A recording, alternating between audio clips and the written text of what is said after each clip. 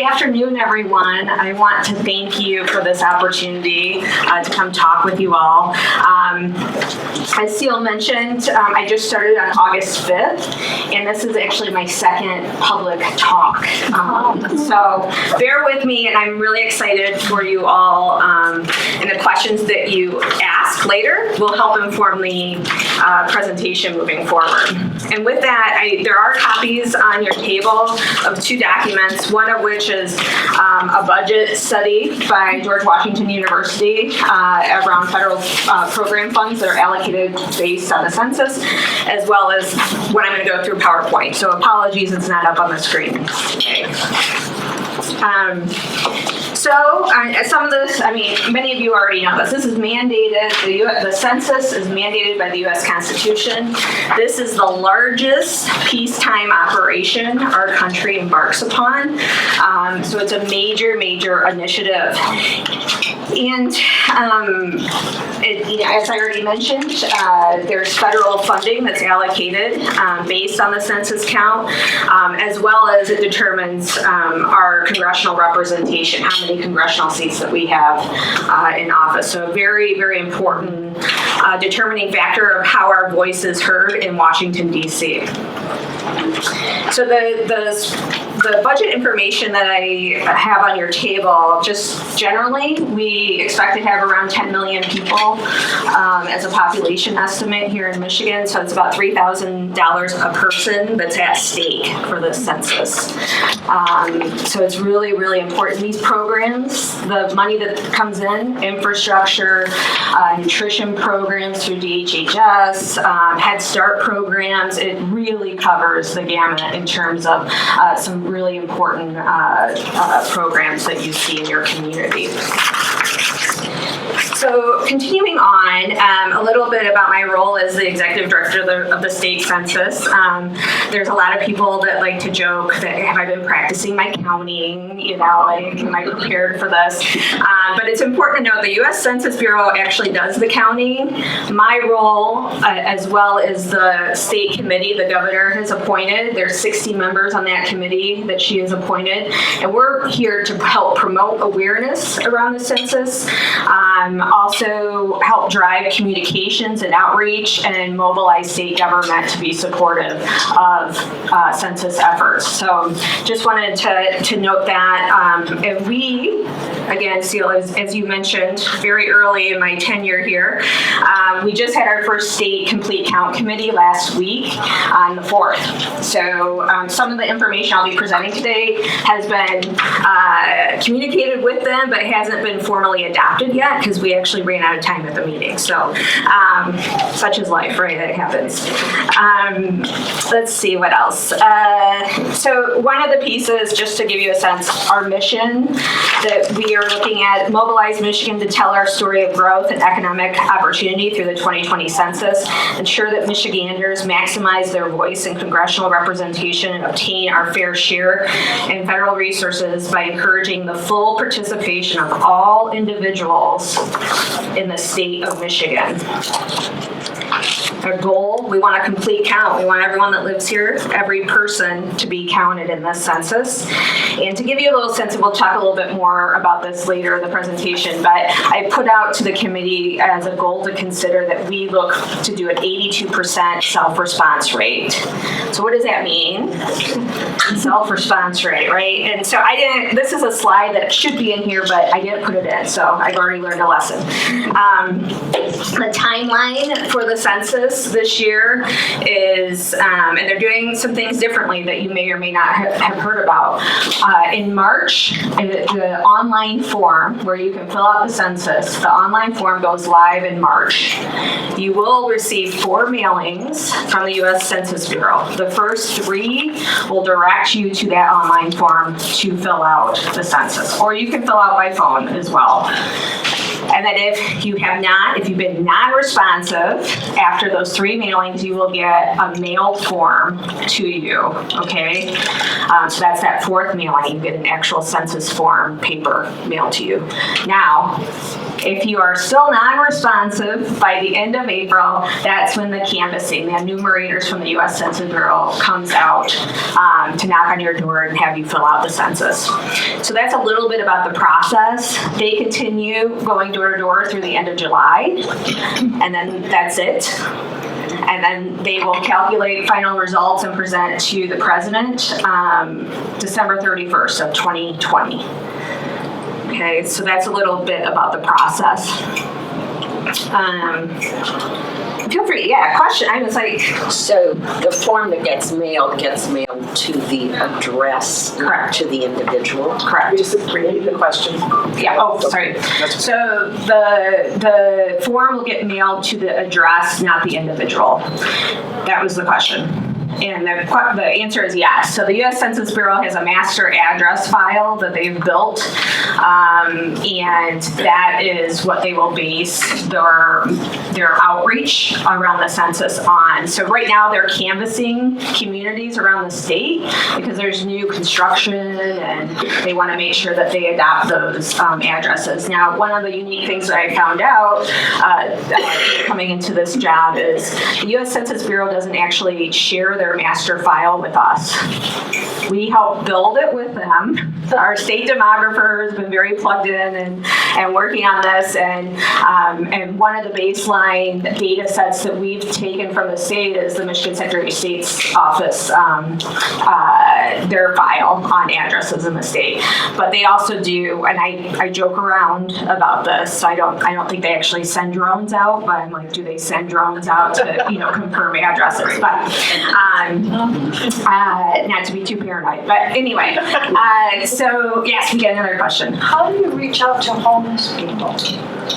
Great question. So this is, how do you reach out to homeless people? So one of the major partners in the state effort is the Michigan Nonprofit Association. And they have 13 hubs around the state that are issuing mini grants to some of those key nonprofit entities to work in their community. So that's one way. Two is the U.S. Census Bureau actually focuses a week on counting the homeless communities around the state. So it's a focused effort that they come in and do that counting. So I'm in conversations with them to figure out, for them to let me know when that week is so we can make sure it's all hands on deck, that we inform the community to be prepared to be counted on that week. So got more questions. I didn't even get through the presentation notes. Okay, go ahead. What about snowbirds? How should they respond? Well, this is a very tricky question. So the U.S. Census Bureau says, wherever you lay your head on April 1st is where you should submit your form. I think broadly speaking, they want you to fill out where you spend most of your year. So this is one thing that I've been thinking about, that because I know a number of people like to head south, that if there is a way to communicate with them while they are maybe somewhere south for the winter, that they can still fill out if they spend 3/4 of the year in Michigan. And I would encourage them to do that because I want to get to 10 million. So. Wow. Go ahead. Wouldn't it be wise to look at where they're registered to vote? Their primary residence. Yeah, registered to vote, but again, it's even beyond that too, because there's non-registered people that we still need counted too. So that's just one piece of the equation. So that's their determination that it's April 1st. Yeah. Okay. No. That's part of the Constitution. It says April 1st. That's what I mean. Right There. It is written in the law. That's National Census Day, but they do keep counting through July if you're non-responsive. So. Yes. Getting back to homeless people, Yes. the state already has a huge database called HARA. Uh-huh. And the city of Lansing is the one who dispenses all the HUD money to serve the homeless people, so they'll know who's on that. Yeah, that's a great recommendation, and that's a great representation of some of the tools the state of Michigan has that we can put to work. I think another one is licensings for our list for nursing homes, because those two U.S. Census workers will come out and do an interview with folks that are in assisted living or that type of situation. So that's another thing I would say.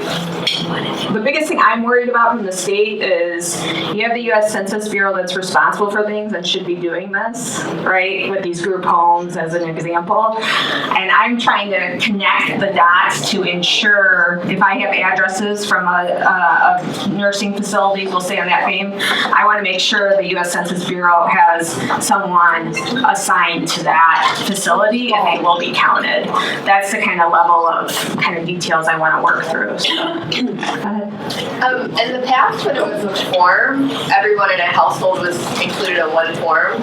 Being online, are we still supposed to report the household, or would it be each person in the household needs to fill it out? It's still household. I have no idea what the form will actually look like. They haven't revealed that, the U.S. Census Bureau. I've only seen the form that they've tested in Rhode Island. So it's like 9 or 10 questions. It's really brief. It will be quick.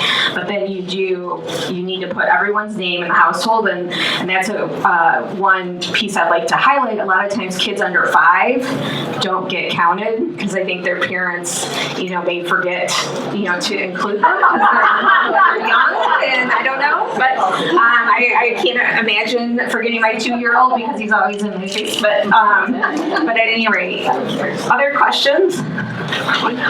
Sure. Following that, if you have a person that is legally here in the States and they're temporarily staying with you, come April, does that person have to be listed in the household as part of if they're not part of the family and they're anyone that's living at your address. at that? It's an unrelated household person in your house. That's how it's defined. It's an unrelated person in your house. And there's a place to check that. Yeah. At least it has. And if they have an address somewhere else, though, it's their home address, but they're not going to be there, they're going to be probably living. If they're living at your address for a majority of the year, they should be counted on your form. You're not necessarily, okay, so. That's the bar I would use. Yes. What if you fill out the form and then realize you made a mistake? Is there a correction mechanism? It's a good. I don't. So this is. Go ahead. No, repeat it. Oh. Sorry, Karen. We need more microphones. Yes. Next. So if you realize you make a mistake on the form, is there a way to correct it? So, I haven't looked at that question specifically. One of the pieces, as we've mentioned, since you can fill it out online, there may be, a way you may fill it out a couple of times. That's a potential risk, and the U.S. Census Bureau would, track that data and come back to you and clarify what is the appropriate information. So I haven't heard of anyone retracting their information that they send. So I have to look into that with the U.S. Census Bureau. Yes, ma'am. Would you like to finish your presentation? I can't. Some of it we've touched on, but I can cruise through it really quickly and get back to questions. So it's a really important issue. So we talked a little bit about the timeline, and just back again to the state charge, and what I'm working with the 60-member committee is we're probably going to break into work groups. So I list those out by constituency and then area of work. I think another important piece to to recognize, which I may have skipped over, is hard to count communities of color, kids under the age of 5. We have a huge digital divide here in Michigan, meaning like I think it's 24% that don't have broadband access in the county that they reside in. And so since this is the first year where the forum is online, it's definitely a big concern of how we can do community outreach there. So a lot of those work committees, again, is a work in progress that we're going to be organizing around. I've touched on this to operations in Michigan. So we have the U.S. Census Bureau. They have staff around the state. They used to work within 13 regions in Michigan.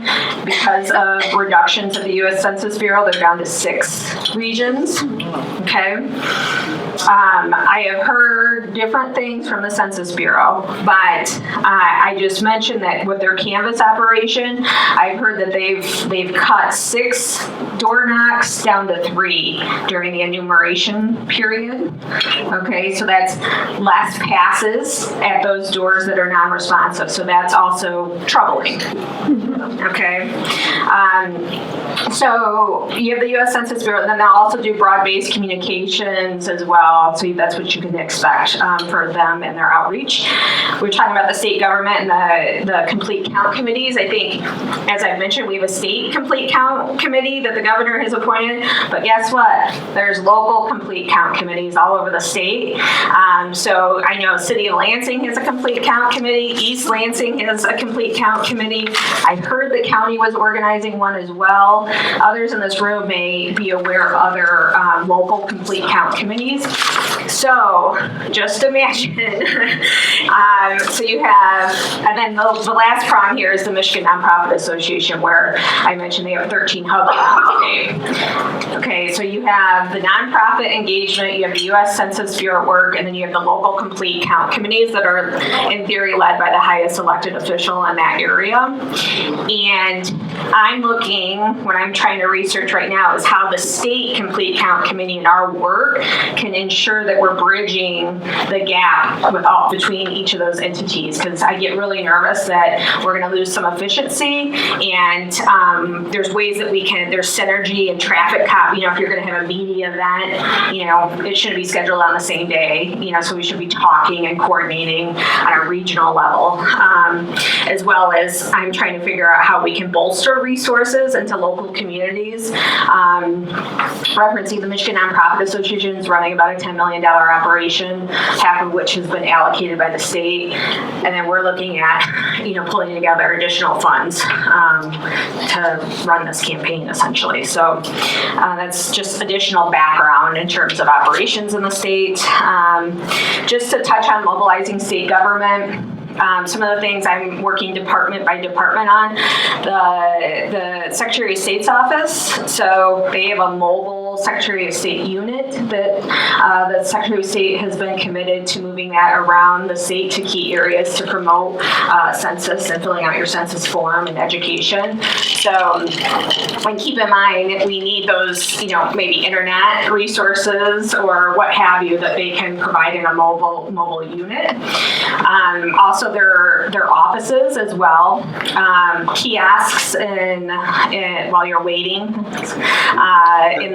is another thing. Hopefully, we're not quite to the 30-minute wait yet, but that's just another resource that folks can go if they can't get online at home, and they can go into their Secretary of State's office. Same with DHHS offices, right.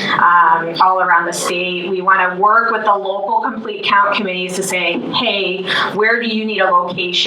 Where can we help supply some infrastructure to support your outreach into your community? And the list goes on, because obviously the state engages with the public in a lot of different ways, whether that's through the website or and beyond, through different programs, etc. So we want it to be everywhere. So, and then the last thing, I guess I had mentioned before I go into some of the context around the population that we know about thus far is, we too are working with the business community, and I know most easily, we want them to put census information in their bills.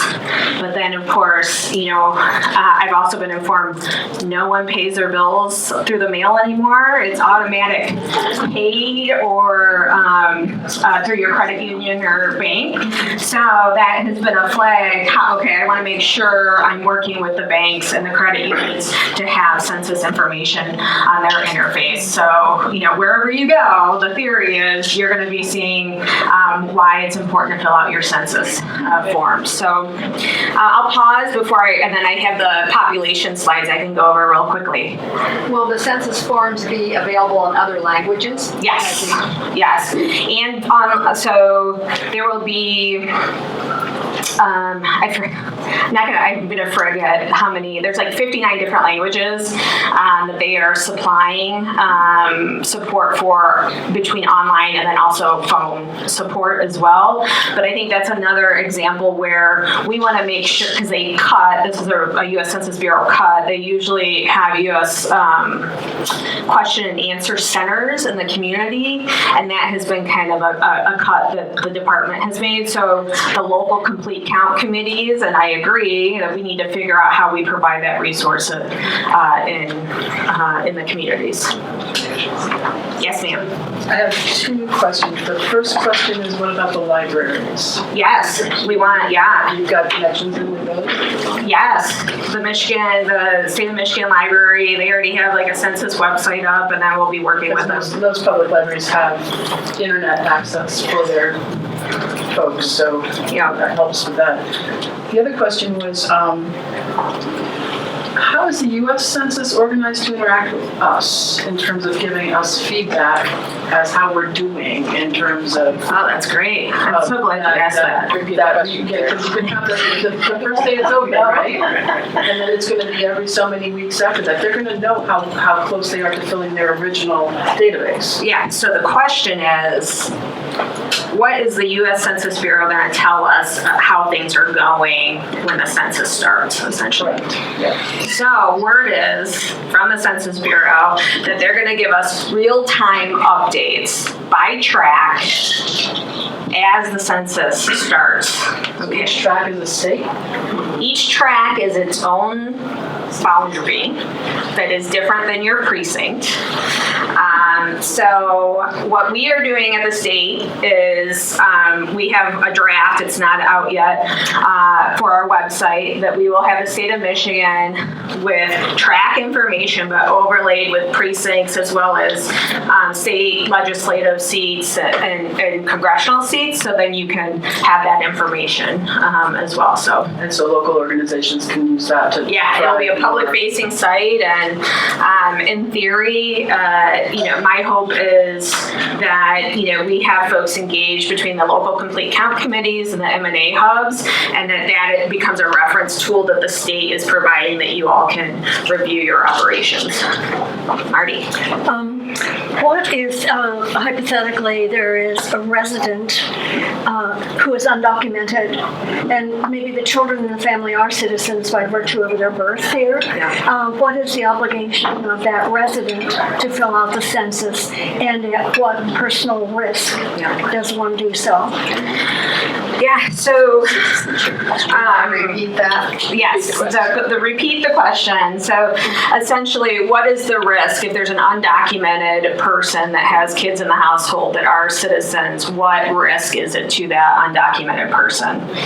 So your census information is confidential. It's secure and confidential and not revealed till 70 years later. That's the law. People go to jail if employees transfer that information in any way. So there's every reason that we should feel safe about filling out the citizenship, or that doesn't exist anymore. The census form. Now I can see by face, I feel the same way. I'm just being honest. But I think one of the important rules that we have to help provide is understand the law, understand that there's going to be people that are going to fight. If anything happens to our information or gets flagged in any way, that's from our Attorney General is ready to, I was just at an event with former Attorney General Eric Holder and some of his work, that this is something that's very much on their radar screen. And I think it's really important that, we have every safeguard possible that's written in law, and we need to do our best to protect the integrity of the system and help people understand that and to fill out their census form. Yes, ma'am. So I'm that undocumented person, and I have 3 grandchildren living in my house. How would they track whether I'm a citizen or not? Just based on the census information. Yeah, Citizenship There's has no- never been asked. Right, it's not. it's not a question this year. I think where it comes from is, as I think many of us are seeing, that there's a general fear in terms of what could happen with the ICE raids, and let's be honest too. There's also people that hate government. Okay, they don't even like paying taxes, let alone filling out a census form. So there's a lot of distrust and not wanting to do or fill out the census form. But there's some real, our committee is bipartisan. I was talking to Senator Stamas, and he used the line. He goes, "If you're gonna have to pay taxes, you'll want it coming back into your community." And I said, "Yes, sir." So I just think we have to do what we can to safeguard the integrity of the process. We have people that will have our back on that. Promote folks filling out the census, and then also arguing with those that don't want to, just because they don't like government taking their money. So yes, ma'am. Karen, what, the federal government, the current administration wanted a census question on citizenship. Yep. And they lost at the district court, the federal district court level. And then they appealed, and I haven't kept track of it since then. And are they timing their appeal so that it gets maximum publicity to scare off more people from filling out the census, or where is that case? Is it done? It's done, and they had to go to print with the census forms and also prepare for the online format. So there will not be a citizenship question on the form.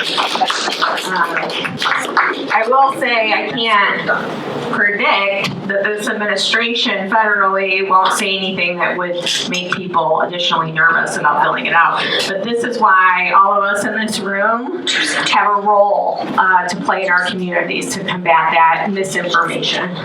So kind of in that vein, you said at the very beginning, Yes. that the U.S. Census then presents the census to the president on 31st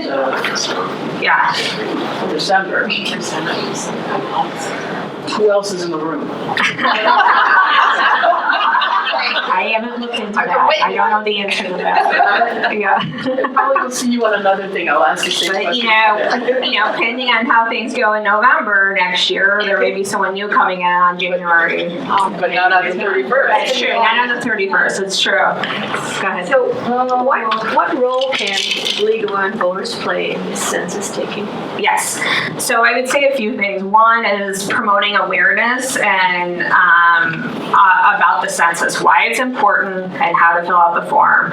So I'm about a week or so of getting some communication support in my role. But the Michigan Nonprofit Association has a ton of resources on their website. So I would encourage you to take a look at that information. And then I'm just a few weeks out from getting some toolkit information prepared as well. So I think that's one. Two is, I think, as you're tabling at events, or especially as you to get closer, if you're still registering for, registering voters as an example, how do you incorporate are you aware the 2020 census is coming up in March of next year? Do you know that? Are you prepared to fill that out? So I think just that kind of community engagement and bringing that up.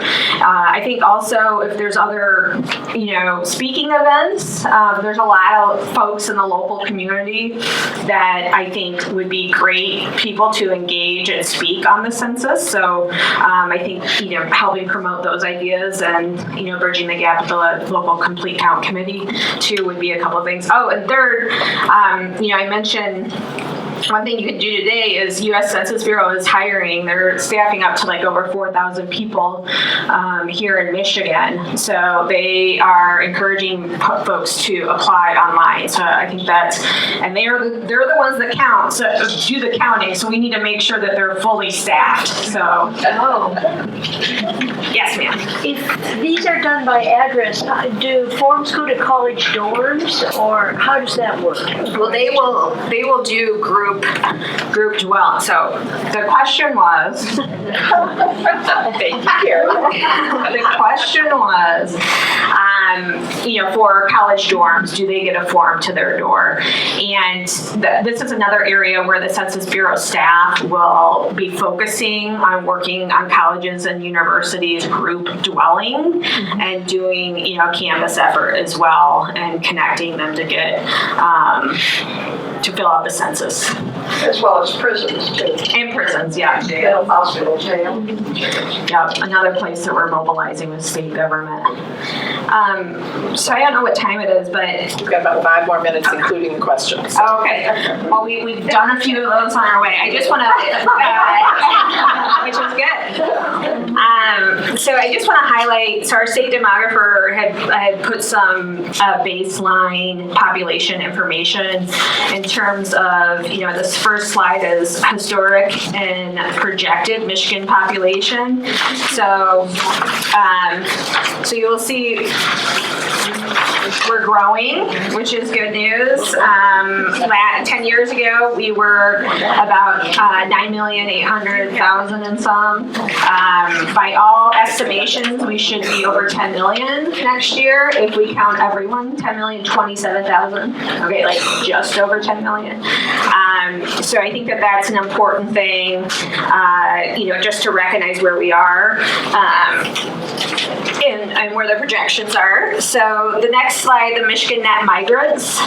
This is just to give you a sense of who has been moving into our state and what that path is predicted beyond just 2020. So that's just some background information. The last 2 slides are the 2 maps of the United States, and one piece.